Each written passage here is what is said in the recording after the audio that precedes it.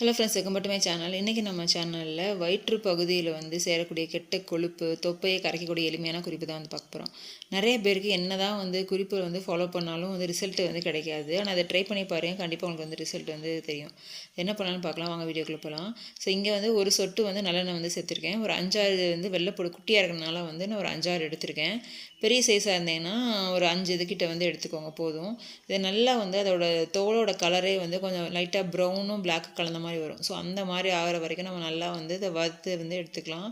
So எண்ணெயில் இந்த மாதிரி வதக்கி எடுக்கிறப்போ சில பேருக்கு வெள்ளைப்பூடு சாப்பிட பச்சையாக சாப்பிட்றது நல்லதுன்னு சொல்லிட்டு சாப்பிட்டா உடம்புக்கு அவங்களுக்கு சேராது. ஸோ அந்த மாதிரி இருக்கிறவங்க இந்த மாதிரி நல்லா வதக்கிட்டு சாப்பிட்றப்போ அதோட மருத்துவ குணங்களும் கிடைக்கும். நமக்கு அந்த ஆசிட் பிரச்சனையால் புண்ணாகிறதையும் தவிர்க்க முடியும்.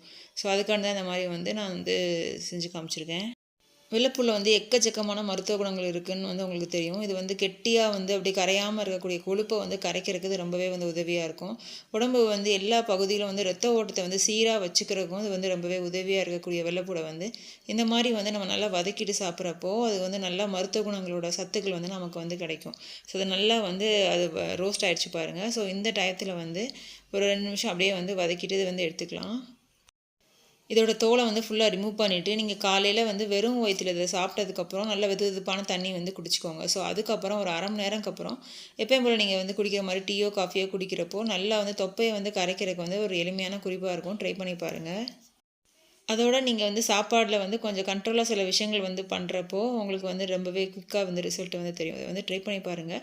ஏதாவது டவுட் இருந்துச்சுன்னா கமெண்ட் செக்ஷன் கேளுங்க. இன்னும் இந்த மாதிரி வீடியோஸ் அவங்க யூஸ்ஃபுல்லாக இருக்குன்றதை சொல்லுங்கள்.